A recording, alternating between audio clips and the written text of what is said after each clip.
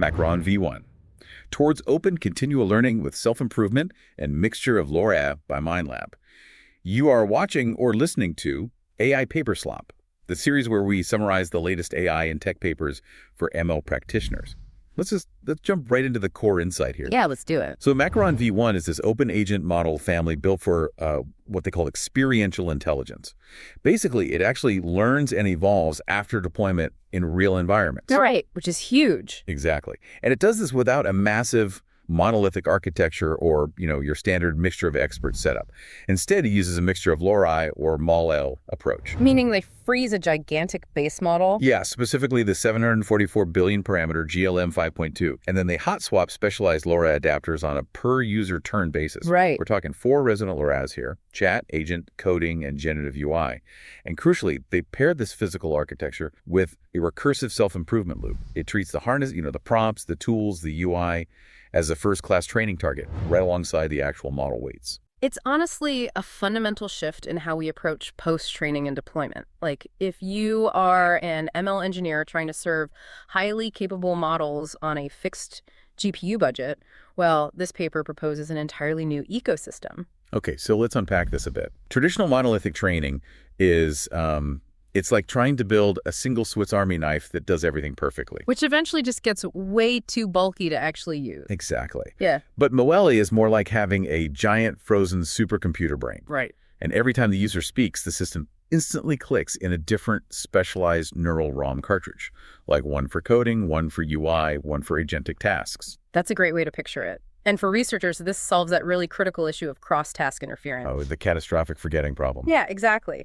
When you optimize for totally different chain of thought patterns, like the strict step-by-step logic you need for coding versus the fluid, empathetic reasoning for casual chat, doing that in a shared parameter space often just degrades one domain to improve another. Right, so by freezing the base and isolating those capabilities into separate LoRA adapters, you can push the limits of one domain entirely independently. Precisely. So since this whole paradigm relies on physically swapping these cartridges during a live session, I want to look at how ML actually functions under the hood. Because, if you swap out a model's weights mid-conversation, you usually breaks the context window. Right. You do. It's historically been a massive headache. Right, so looking at their flagship model, Macaron-V1 Venti, we have that frozen 744B base and the 4 resident LoRAs. LoRAs is chat and routing, L1 is agent, L2 is coding, and L3 is Gen UI. But wait, there's no separate tiny router model sitting in front directing traffic. Nope, no separate classifier. L0, the chat balancer, actually handles the routing itself. Wait, really? How? It uses a 24-token constrained decode. Okay, but how does that actually work without the model just, hallucinating an invalid route? Well, that's the beauty of a constrained decode.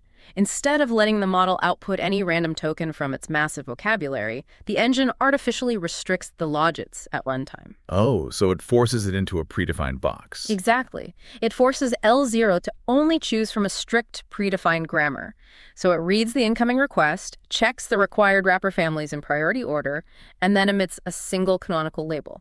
Because the output space is mathematically constrained, it's totally deterministic. That's brilliant. Right. And if it decides the task needs an agent, it switches to L1. It actually hits 99.12% accuracy on its routing trace. Wow. And once that route is picked, it enters this proxy loop, they call it. Root, then answer, then summary. The selected LoRA generates its answer, and then it generates a 192-token summary of the action it just took, which is saved server-side. Yeah, that summary is key. But here's where I get a bit tripped up on the architecture. If you're swapping adapters, doesn't that normally force the inference engine to recompute the entire prompt prefix? It usually does. Like I said, KV cache reuse across different adapters is tough. If your prefix changes by even 1 token, you just lose the cache entirely. Ouch.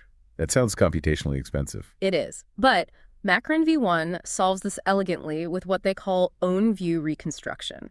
Basically, every LoRA deterministically reconstructs its own specific timeline. Okay, so what does it actually see? It sees its own verbatim history, plus just those 192 token summaries of what the other LoRAs did while it was inactive. Oh, I see. So because L1's view of the prompt is reconstructed exactly the same way every time you switch back to L1, the byte sequence up to that new turn is identical to the last time L1 was active. Precisely. And because it's byte identical, the engine's native prefix cache just absorbs that reused portion automatically. That's so clean. Yeah, you don't even need to write custom modifications to your inference engine. It just works out of the box. Yeah. And the deployment efficiency you gain from this is staggering. Storing 4 LoRa's on a single shared base cuts the stored parameter values by 74%. To compare to what exactly? Compared to a replicated base layout where you'd have to merge the LoRa's into 4 separate massive copies of that 744 billion parameter base, it entirely eliminates replicated base weight residency. I mean, I love the elegance of that. I really do. But I have to push back a little on the latency here. Sure. Because you're adding a routing hop,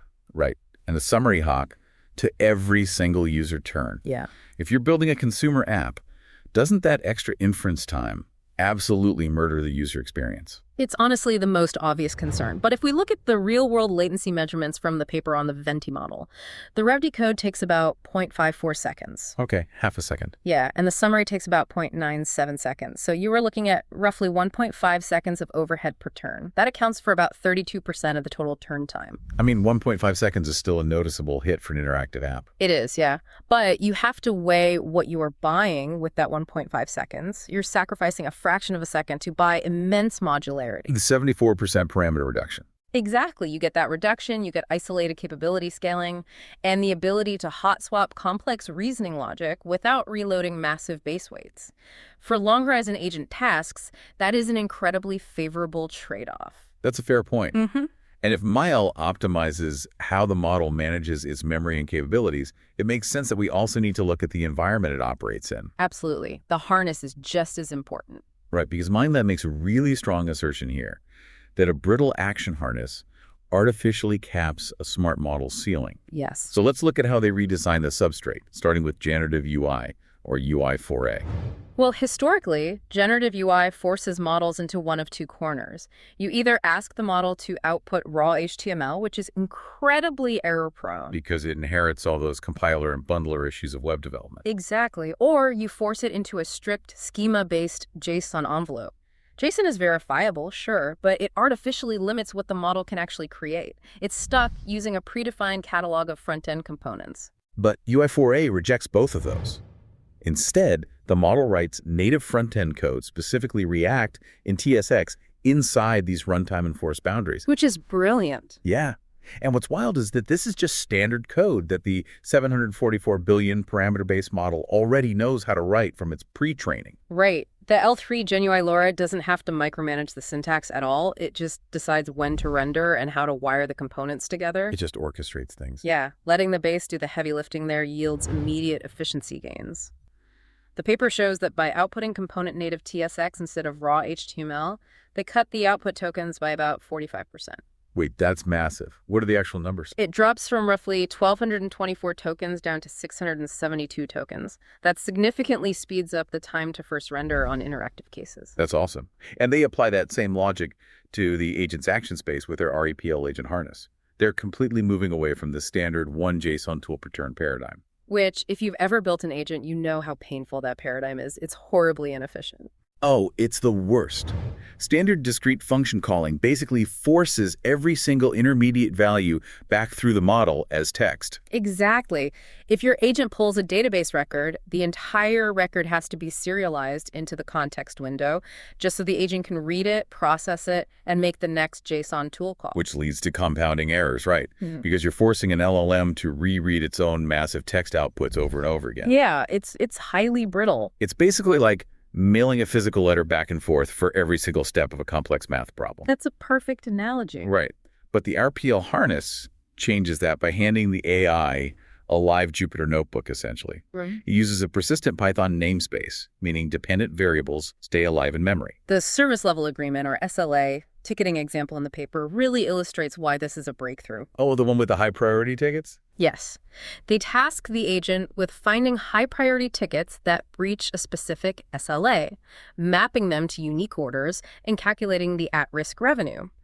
Under standard discrete JSON calling, this took 48 back-and-forth turns between the model and the environment. 48 turns.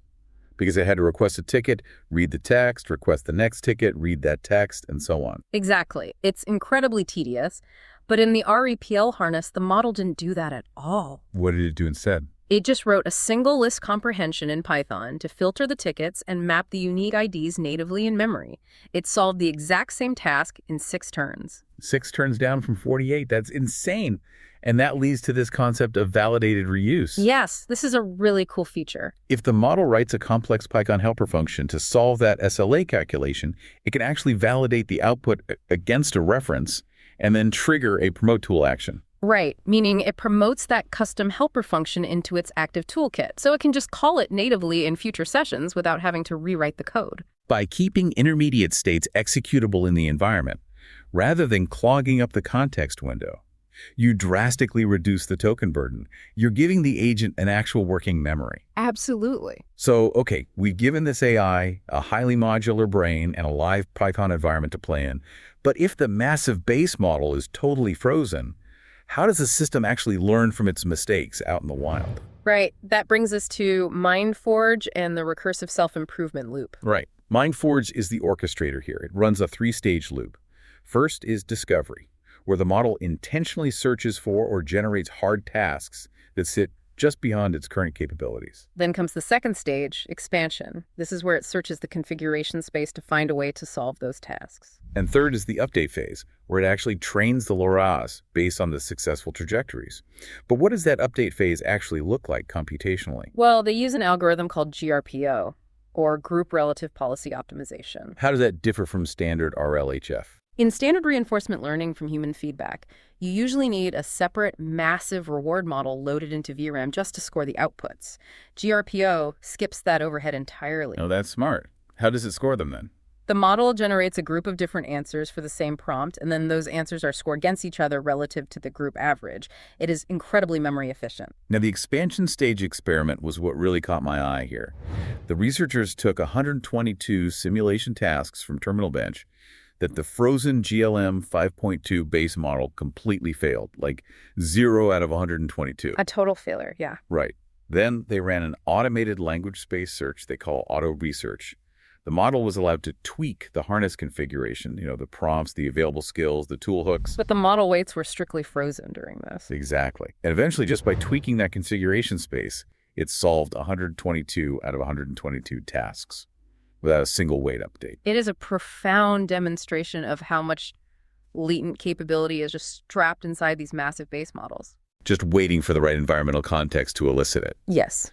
But honestly, this makes me wonder, if they hit a 100% success rate on those failed tasks just by tweaking the text in the harness config, why even bother running GRPO to update the LoRa weights at all? Why not just ship the better prompts? That is exactly what a lot of practitioners ask, but it misses a critical reality of production serving. Which is? Well, language space search uncovers latent capabilities by exploring a massive branching tree of possibilities. It's essentially trial and error. You cannot run an exhaustive, multi-turn trial and error search for every single real-world user prompt. Because the latency and compute costs would just be astronomical. Exactly. The parameter update, what they call context learning, is necessary to distill that discovered behavior into the LoRa weights. I see. You update the weights so that the model reliably triggers that successful behavior on the first shot when it faces a similar task in the future. Okay, that makes perfect sense. Okay. The search proves the model can do it. The weight update ensures the model will do it immediately and cheaply. Exactly. But doing RL at this scale requires serious infrastructure. They detailed 2 systems in the paper. Mint, which manages the model state lineage so you can have a 1 million entry addressable catalog of LoRa's. It's LongStraw, right. Which allows RL training on massive context, up to 4.25 million tokens under fixed GPU limits. But how do you possibly fit a 4 million token gradient graph onto a GPU? You don't. LongStraw achieves this by utilizing a response-only memory boundary. A response-only boundary. Yeah. When you build a computational graph for backpropagation, the autograd graph, it takes up massive amounts of VRAM.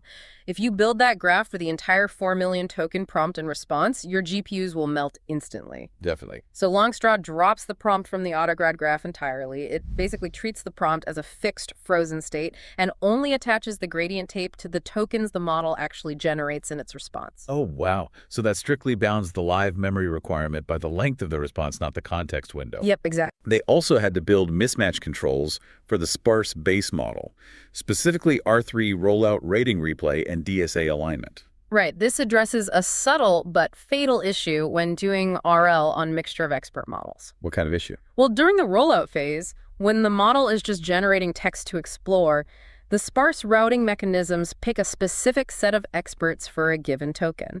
But during the learner phase, when you are calculating the policy gradient to update the weights, slight numerical shifts can cause the router to send that exact same token to a different expert. Which means you're calculating a gradient for a completely different computation path. Exactly. It completely breaks the on-policy scoring contract. It's like trying to grade a student on an essay they didn't actually write. That's a great analogy. So R3 fixes this. Yeah, R3 fixes this by forcing the learner phase to reuse the exact expert IDs selected during the rollout. It ensures the backward pass perfectly mirrors the forward pass, which stabilizes the training. Okay, so we have this incredibly dynamic, self-improving, hot-swapping agent system. But if the model is constantly tweaking its harness and updating its emotional understanding based on user interactions, how do you even benchmark that? That's the tricky part. Right, because standard static tests like MMLU are useless here. Yeah. You can't measure experiential intelligence with multiple choice questions. No, you can't. Traditional benchmarks evaluate isolated answers. To measure experiential intelligence, you need to evaluate interaction trajectories. That is why MindLab built Macaron Chat Bench and Macaron Living Bench. And Chat Bench focuses heavily on social cognition and context retention over time. Yes. I really love the emoji translation task they highlighted in Chat Bench. Yeah. The user describes their day in emojis, and the model guesses what happened. The base model does an okay job, but then the user corrects it. Right. They say a specific emoji happened before the pizza, and another emoji lasted for 4 hours. Exactly. The frozen base model just mechanically restates the new timeline. But the Venti model, utilizing the chat-LoRA, fundamentally updates its understanding of the user's emotional arc. It realizes that sleeping for 4 hours wasn't just a nap. It was a failed mood repair attempt after the pizza didn't help. It demonstrates the difference between surface-level text manipulation and actual social cognition.